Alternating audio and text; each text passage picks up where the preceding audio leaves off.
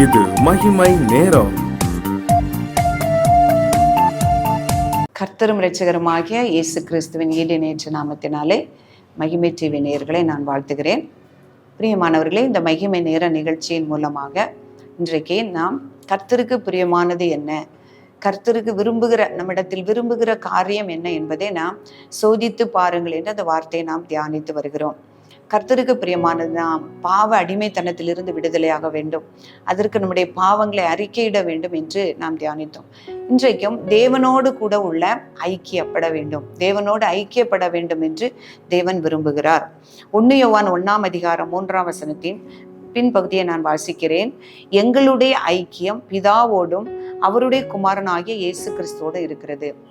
யோவான் அப்போஸ்தலர் எழுதும் பொழுது எழுதுகிறார், எங்களுடைய ஐக்கியம், அப்போஸ்தலருடைய ஐக்கியம் பிதாவோடும் அவருடைய குமாரனாகிய இயேசு கிறிஸ்துவோடும் இருக்கிறது அப்படின்னு சொல்கிறார்.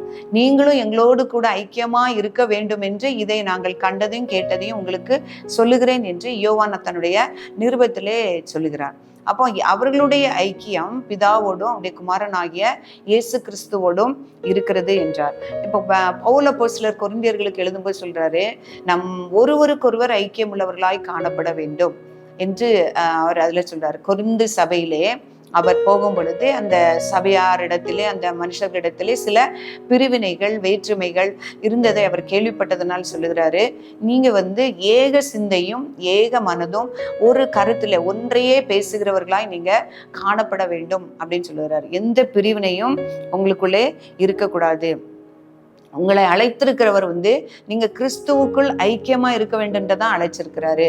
அதனால நீங்க ஒவ்வொருத்தரும் நான் பவுலை சேர்ந்தவன் என்றோ அல்லது அப்போலோவை சேர்ந்தவன் என்றோ கிறிஸ்துவை சேர்ந்தவன் என்றோ கேபாவை சேர்ந்தவன் என்றோ நீங்க உங்களுக்கு ஒருவருக்கொருவர் பிரிவினை இருக்கக்கூடாது, நீங்க எல்லாரும் ஐக்கியமா இருக்க வேண்டும் என்றுதான் தேவன் விரும்புகிறான்னு சொல்றாரு. யோவான் சொன்னது போல கிறிஸ்துவோடு கூட ஐக்கியப்படவும் பிதாவோடு கூட ஐக்கியப்படவும் நீங்கள் ஒருவருக்கொருவர் ஐக்கியப்பட வேண்டும் என்றுதான் கர்த்தர் விரும்புகிறார்.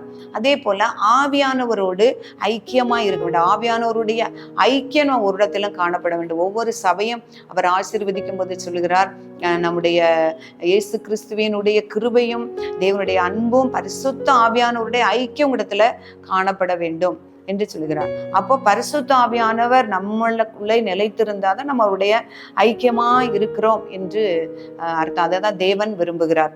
அந்த ஐக்கியத்தை, அதாவது பரிசுத்த ஆவியானவருடைய நிறைவை, அந்த ஐக்கியத்தை தாவீது சொல்லும்போது அவர் சொல்றாரு, அவர் பாவம் செய்த பொழுது முதலாவதாக அவர் தேவனிடத்துல வருந்தி மன்றாடின காரியம் என்ன கேட்டீங்கன்னா, ஆண்டவரே இந்த நிலைவரமான ஆவி எனக்குள்ளே தாரும், சுத்த இருதயத்துல எனக்குள்ளே தாரும். நிலைவரமான ஆவினா எப்பொழுதும் என்னை விட்டு நீங்காத பரிசுத்தாவே என்னிடத்துல தாரும். அவரோடு கூட ஐக்கியத்துல இருந்து எனக்கு எந்த ஒரு விரிசலோ பிரிவினையோ வரவே கூடாது அப்படின்னு அவரு ஜெபிக்கிறத பாக்குறோம். நிலைவரமான ஆவியை தாரும், பரிசுத்தாவே இடத்துல இருந்து எடுத்துக்கொள்ளாதேன்னு சொல்றாரு.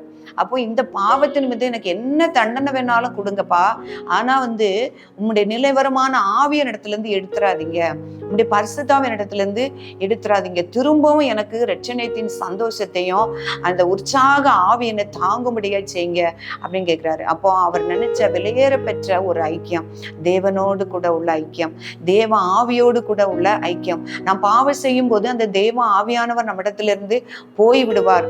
இப்ப சவுலை பார்க்கும் பொழுது அவன் கர்த்தருக்கு பிரியமில்லாத காரியம் செய்யும் பொழுது ஆவியானவர் அவரோடு கூட இல்ல. அவன் அபிஷேகம் பண்ணப்பட்டவன், விருத்தசேதனம் பண்ணப்பட்டவன், ஆனாலும் அவன் பாவம் செய்யும் பொழுது ஆவியானவர் அவரோட இல்லை.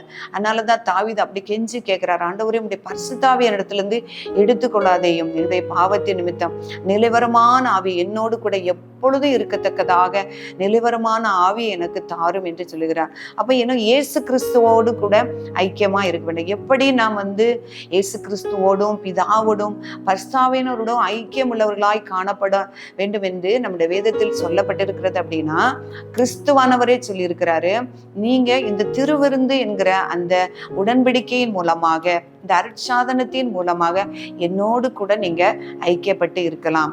இந்த ஆசீர்வதிக்கப்பட்ட பாத்திரம், அதாவது அவர் பானத்தை எடுத்து இந்த ஆசீர்வதிக்கப்பட்ட பாத்திரம் என்னுடைய இரத்தத்தின் ஐக்கியமாய் இருக்கிறது.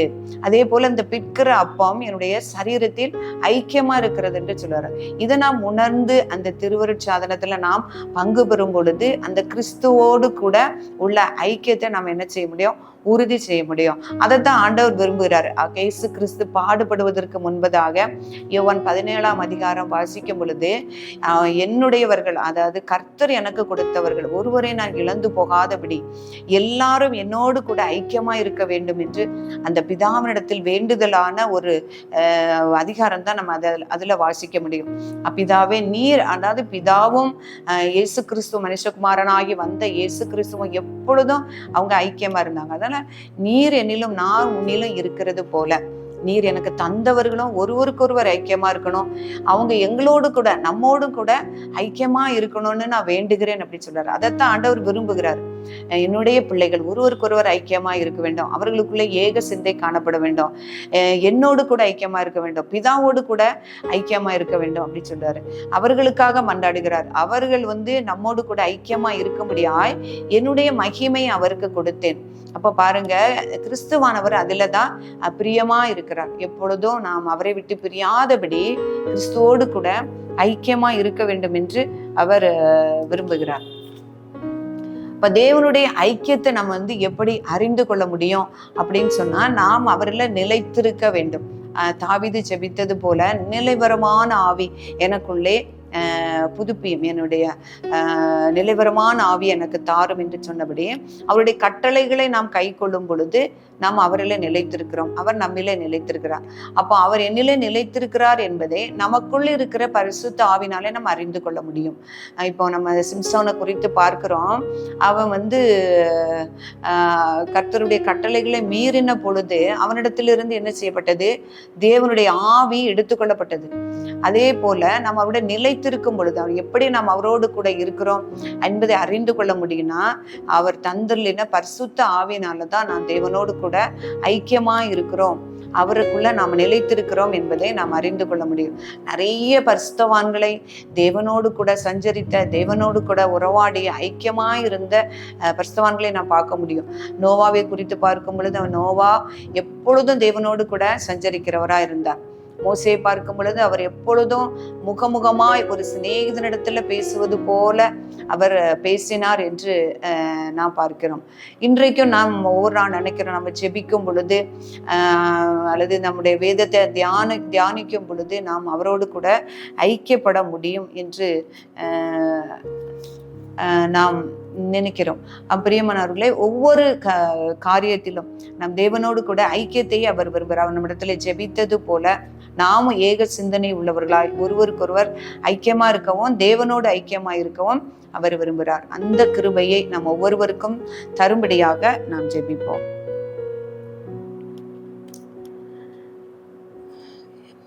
பரிசுத்தமுள்ள அன்பின் ஆண்டவரே, உம்மை துதிக்கிறோம்.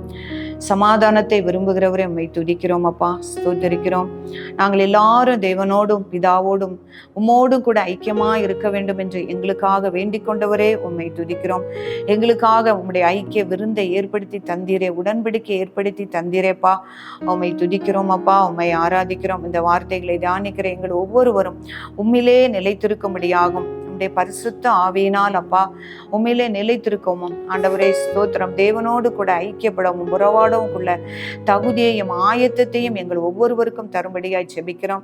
நாங்கள் வாசித்தது போல எங்கள் அக்கிரமங்களே தேவனுக்கு விரோதமான பிரிவினையை உண்டாக்குகிறது என்று நாங்கள் வாசிக்கிறோம். எங்களுடைய பாவங்களே தேவனுடைய முகத்தை எங்களுக்கு மறைக்கிறது என்று பார்க்கிறோம் அப்பா. எல்லாவற்றையும் மன்னித்து எங்கள் அக்கிரமங்களை பாராதபடி உம்மோடு கூட உறவாடவும் உம்மோடு கூட ஐக்கியமா இருக்கக்கூடிய கிருபையும் எங்கள் ஒவ்வொருவருக்கும் நீ தந்துள்ளபடியா ஜெபிக்கிறோம். உம்முடைய பரிசுத்தாவி எங்கள் உள்ளத்திலிருந்து எடுத்துக்கொள்ளாதபடி கடைசி பரியந்தம் உம்முடைய ஆவியானவர் எங்களுடைய நிலைத்திருக்க கர்த்தர் எங்கள் ஒவ்வொருவருக்கும் கிருபை செய்யும்படியாய் நாங்கள் ஜெபிக்கிறோம். சுவாமி, எங்களை தாழ்த்துகிறோம் அப்பா, உம்முடைய நாமத்தையே உயர்த்துகிறோம். இயேசுவின் நாமத்திலே ஜெபிக்கிறோம் நல்ல பிதாவே, ஆமென்.